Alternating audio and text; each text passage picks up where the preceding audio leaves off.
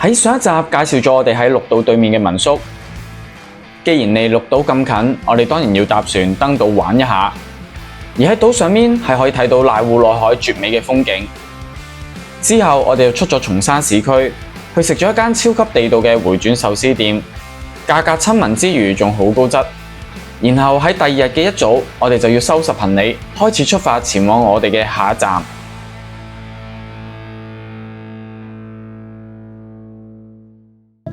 好，而家出發去港島。我哋離開民宿之後，就開始行沿海公路前往港島。其實由松山去港島，仲有一個方法就係可以坐汽船。不過由於我哋本身就係自駕，有小朋友、有行李咁樣，所以都係決定一路自駕，經島波海道前往港島。由於係沿海嘅路線，路上嘅風景依然都係咁正。呢個島波海道係日本第一嘅單車道，喺交通同設施方面都非常之完善，一直都深受單車愛好者嘅喜愛。6座嘅島嶼由7座大橋連串起嚟，整段嘅路程最短嘅距離都要踩成70公里，而且每次過橋前後道路都會比較起伏，要反覆爬坡降坡，難度都有啲大。不過途中每座島裏面都有好多醉人嘅靚景，完全係可以齋 plan 一個行程嚟玩呢個島波海道。好，咁我哋而家咧就喺休息站呢度，我哋其實咧已經進入咗呢個港島縣嘅範圍噶啦。咁連休息站呢度咧都好正。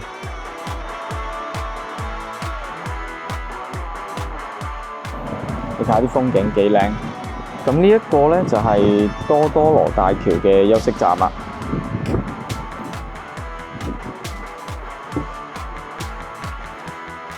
咁我哋咧而家咧就出發去呢一個港島啊，繼續。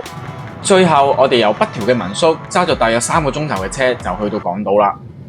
好，咁我哋而家咧就嚟到咧港島啊！我哋今日入住嘅就係呢間酒店啦，就係呢個港島車站斜對面嘅啫。入去出咗煙先。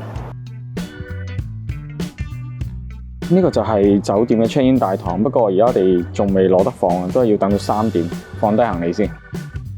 好，咁而家還埋車之後咧，就開始我哋港島嘅正式行程啦。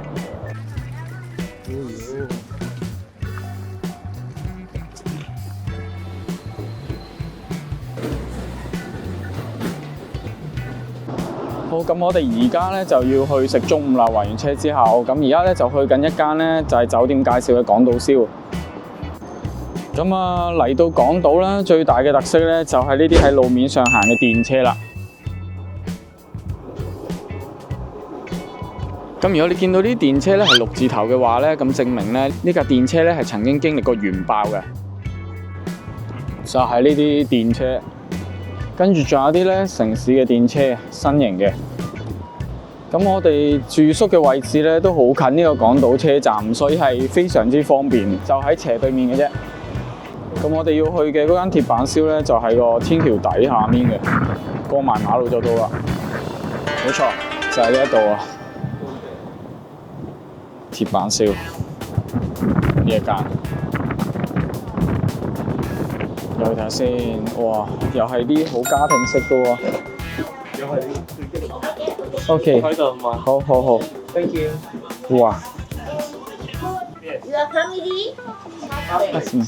You request six grill, 1,200. Okay. Very good, very good. How's? 咁呢一度咧係冇中文菜單嘅，不過老闆娘咧係識少少英文單字嘅，而且佢好有耐性啊，所以落單咧都幾順利啊，唔信你睇下。Oyster, okay. Okay, so one, okay. 咁你嗌咗呢個港島蠔啦。好好食嘅。好啊。哦。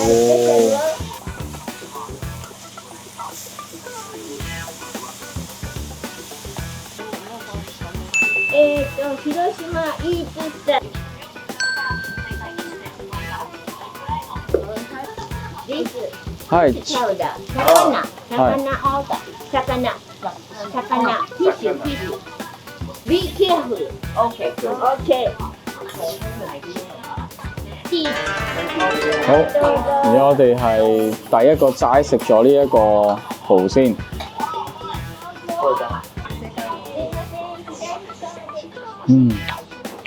好食啊！佢呢個港島蠔咧，佢裏面係爆汁嘅，然之後出面咧係非常之脆嘅，因為煎得好香厚。佢嗰個蠔味咧係超級濃，超級濃，個味道非常之好食。跟住呢啲咁似米通嘅，好芽菜。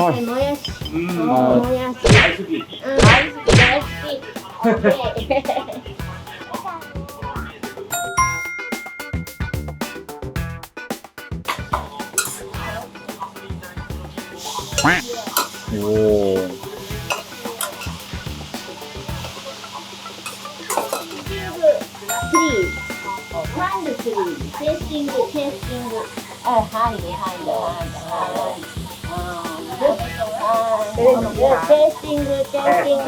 試下個味先，呢個呢個就係我哋成咗㗎啦。冇錯，佢個拉麵底，魷魚，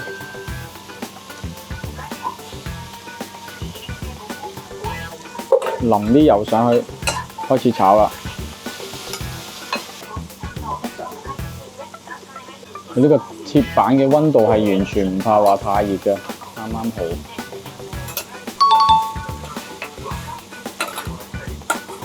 炒蛋啦，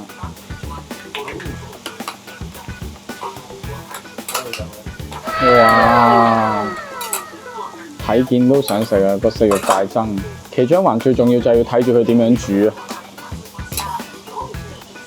即係比起大阪燒更中意港島燒。哇！噴係，哇！好靚喎！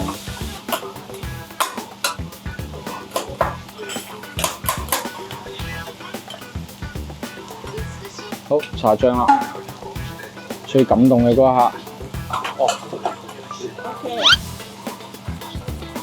哇！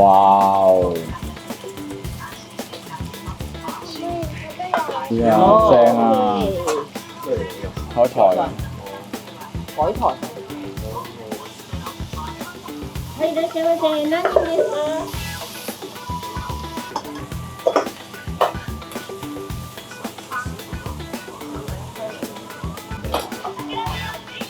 クリオニオン OK。係 OK。靚仔啊！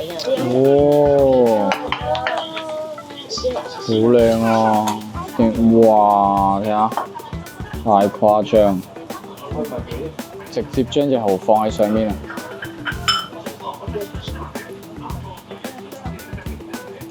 哦。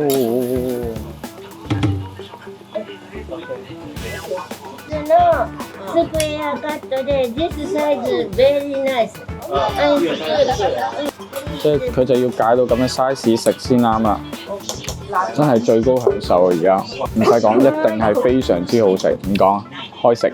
咁咧，我哋而家咧其實就去緊呢一個咧和平紀念公園嗰邊嘅，係附近嘅呢一個 Plaza 咧，因為嚟緊咧就係聖誕節咧，咁所以咧呢度係舉行緊一啲活動嘅，有啲類似聖誕市集嘅嘢。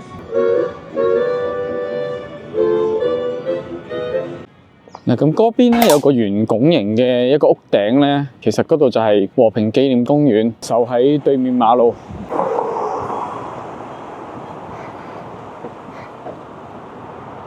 咁喺1945年啦，二次大戰嘅末期咧，美國係向呢個日本咧投下咗2枚嘅原子彈。咁第一枚嘅原子彈咧就係率先投喺港島呢一度啦。而眼前見到嘅呢一棟圓拱形建築物咧，就係當時所炸毀嘅其中一棟建築物。咁其實當時咧係爆炸點附近幾公里範圍嘅建築咧，都係瞬間被夷平嘅。咁啊，可能由於咧建築結構嘅關係啊，咁啊令到呢個圓拱形嘅建築咧得以幸存喺咧原爆之中嘅。咁啊，成為咗咧眼前所見到嘅呢一個位置啊。咁頭先咧喺 Plaza 咧一行到去呢一個和平公園嘅範圍咧，嗰個氣氛咧瞬間係咧凝重咗好多 feel 到。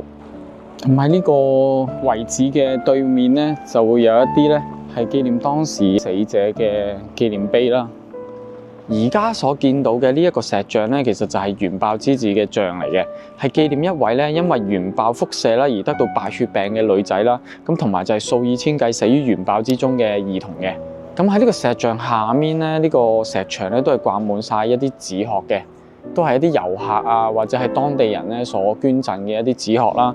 咁係祈求啦呢個世界和平啦，同埋係消除核武嘅。咁其實嚟到呢一度咧咁靚嘅地方咧，不禁咧就係會令到你咧覺得以前呢一度曾經係一個廢墟咧，一個遍地哀嚎嘅地方，即係形成咗一個好大嘅對比啊！即係呢一份寧靜咧，係會令到你去回想翻咧戰爭嘅可怕。雖然我哋未真正咁樣咧去經歷過戰火啦，咁但係其實咧，就算係而家今時今日咧，仲有好多地方咧係受戰火嘅摧殘嘅，好多人咧都仲係喺呢一個戰爭裏面咧係受難緊嘅。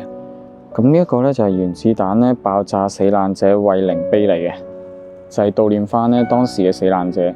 咁喺呢個紀念碑後面咧會有團火焰嘅，咁呢個咧就係和平之火。咁佢造型咧就好似咧有一雙手咧就托起呢個火啦，呢團火咧會一直燃燒啦，直至到咧核武喺呢個世界上面咧消失嘅一日。咁從呢一個紀念碑啦，到呢一個火源啦，再到呢個原爆點咧，咁其實係連成一直線嘅，就係將呢一個核武嘅可怕同埋祝願咧，用呢種方式呈現。咁其實喺我身後嘅呢啲景點咧，並唔係一啲乜嘢咧旅行景點嚟嘅，咁但係咧作為一個咧有故事嘅地方啦，我都係咧比較中意咧探索佢背後嘅故事嘅。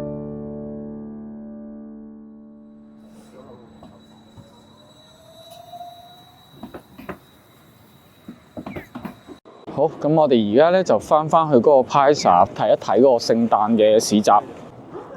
哇！到咗呢個夜晚咧，打開晒啲燈飾之後咧，仲靚。やっぱりクリスマスマーケットですから。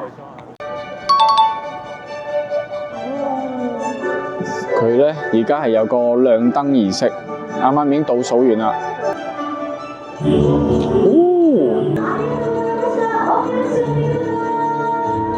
咁就係呢一個活動啦。咁咧佢係需要呢個入場費嘅。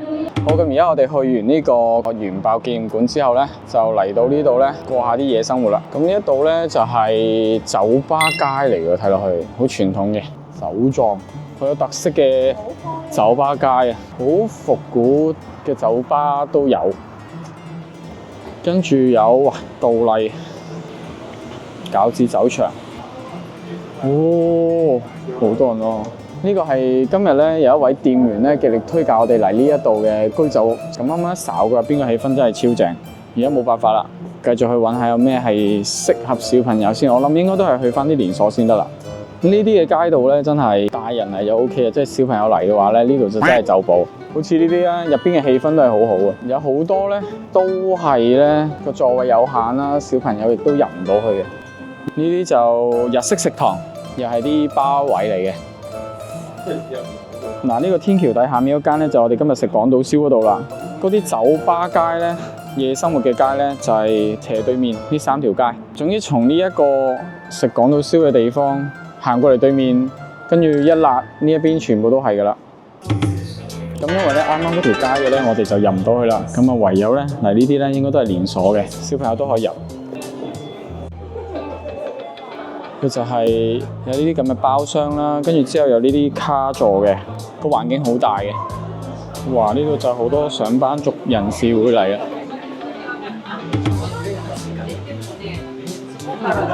咁佢咧大概都係好似上次咁樣有啲鍋物啦，跟住有小食啦，跟住魚生嘅熟食咯。佢係有呢個港島蠔嘅。咁呢一度咧係有中文 menu iPad 點單嘅。好，我哋就嚟咗啲串燒先，即水一般，睇下好唔好食先。我哋就叫咗一個咧馬肉刺身，有6塊，跟住有一個咧類似係鐵板雞腎嘅，好重嘅胡椒味。咁呢一個咧好重黑胡椒嘅雞腎，試下先。個雞腎咧胡椒味搭配都幾爽，不過咧我就比較中意食燒嘅嗰種咯。跟住個馬肉咧，其實佢本身馬肉冇乜味嘅，但係咧佢調完之後個醬汁咧就好好食啦。然之後佢切得比較厚，呢個都 OK 嘅。暫時有2樣嘢係 OK。然之後我哋係有個烤蠔啦，跟住呢一個係蒸蠔嚟嘅，要自己開殼嘅喎。開殼先。哦，係啦。哦，原來就咁撬開啫。咁個 size 咧就唔係好大隻。哎呀，不過黐一黐喎，有啲散。試個魚嘅。OK， 試下呢個蒸嘅先。哇，好多汁喎！哦，好多汁啊！超多汁。哇，好鮮喎！呢個真係蒸係好食啲嘅。哇！我中意佢嗰個黑椒胡椒啊！嗯。好，最後咧，我哋係食咗13,123 yen。全部乜嘢都係過去，我覺得。好，而家咧試完啱啱居酒屋咧，又上嚟3樓呢度咧試埋另一間啦。呢間咧就串燒款式比較多，同埋咧佢係備長炭嘅。日本嘅居酒屋就係要咁樣噶啦，唔可以食死一間，食到差唔多咧轉炭。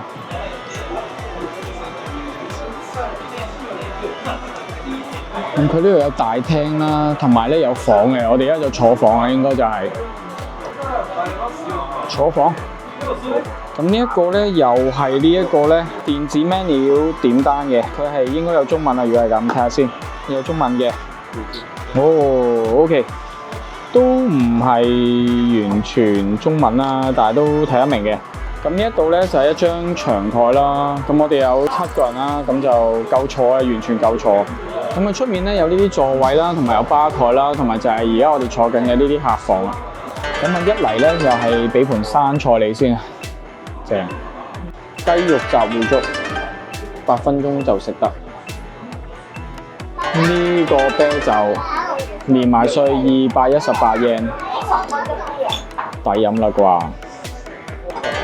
哇，好健康喎，35蚊嘅喎，好正喎！好啦，而家呢個滾啦，開下睇下咩嚟先。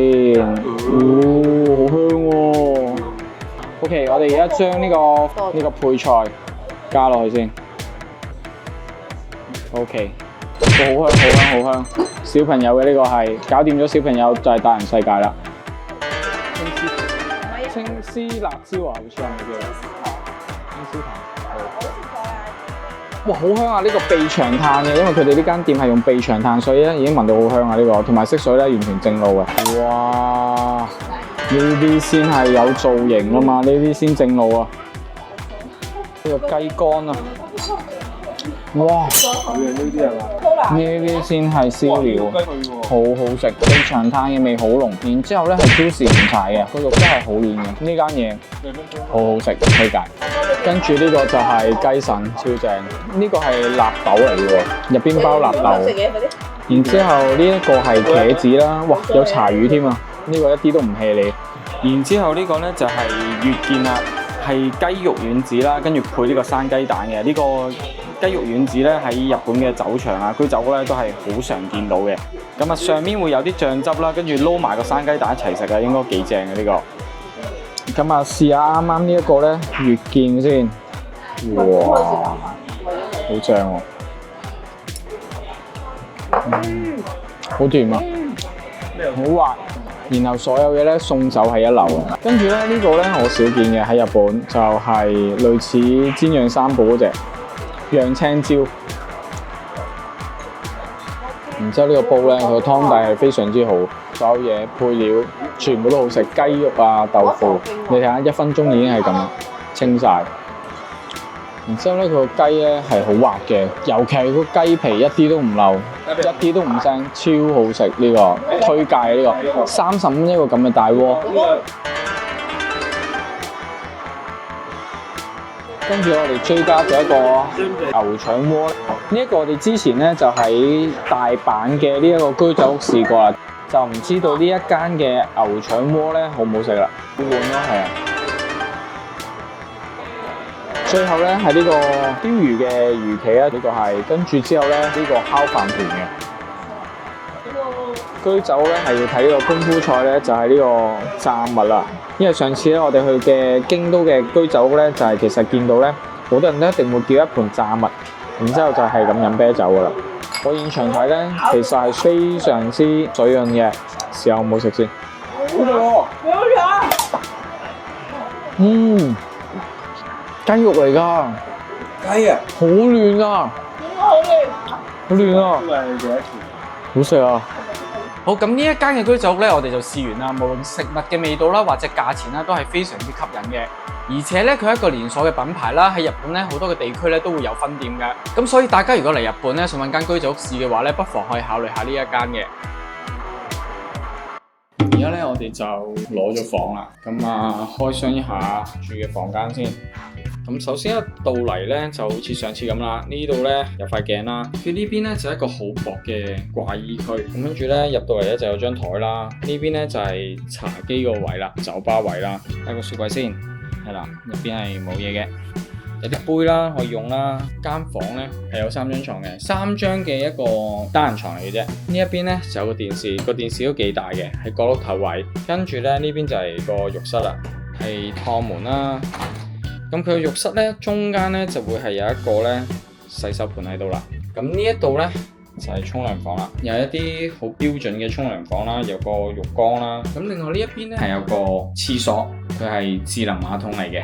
好，咁間房咧就係得咁多啦，就唔係話有啲乜嘢特別之處，但係咧講緊個價錢啊，或者包埋早餐呢個價錢咧，應該話係幾好嘅。咁同埋咧望街景啦，都開揚嘅，即係唔會話好局促嗰隻咯。咁啊窗係可以打開咧，透風透氣嘅。好，咁今次個 room tour 咧就好簡單嘅啫。咁仲有一樣嘢咧要同大家講咧，就係咧酒店嘅用品咧係可以喺大堂度自取嘅。咁咧佢仲可以攞咧呢個浸浴嘅鹽啦，同埋呢一個面膜嘅。咁仲有咧就係如果你唔記得帶充電器嘅話咧，其實酒店大堂嗰度咧都係有得借呢個充電器嘅。咁甚至乎咧佢連蒸爐都有嘅，用完咧擺翻喺位就 OK 噶啦。最後係咧酒店嘅3樓啦，嗰度係有自助售賣機啦、製冰機啦、洗衣機、微波爐啦，咁啊所有嘢都喺嗰度噶啦。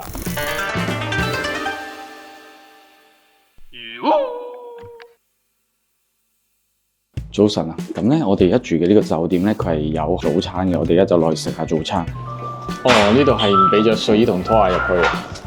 咁佢就一個好簡單嘅早餐啫，有啲麵包，跟住蛋糕，跟住就係飯啦，醬油飯，跟住有味噌湯，跟住熟食就有港島燒咯，紅燒青魚，香腸，仲有沙律。跟住有果汁機、咖啡機。咁餐廳嘅窗邊係望住大街嘅，咁坐喺呢度都 OK 嘅其實。早餐仲有咖喱飯，犀利。跟住佢有啲好特別嘅港島呢一邊嘅名物，就係簡簡單單。喺下一集，亦即係港島之旅嘅最後一集，我哋會先乘坐電車，然後坐汽船出發前往公島，去睇下一啲特色嘅商店同埋島上面嘅風光。到咗夜晚，我哋會出返去港島車站附近食一間炭爐燒，同埋當然唔少得嘅，梗係去試另一間嘅居酒屋。然後喺第二日嘅一朝早，我哋就要乘坐機場巴士出發到機場，準備結束我哋今次嘅行程。我哋下集見。咁估唔到咧，我哋食完呢個居酒屋之後咧，我哋竟然唔夠咧，再下一場，我哋咧係食呢一個拉麵嘅。咁咧，我特別少少，我係食呢個煎麵嘅，港島風嘅煎麵。然之後咧，我哋有同隊嘅人咧就食拉麵啊，哇，好多葱〜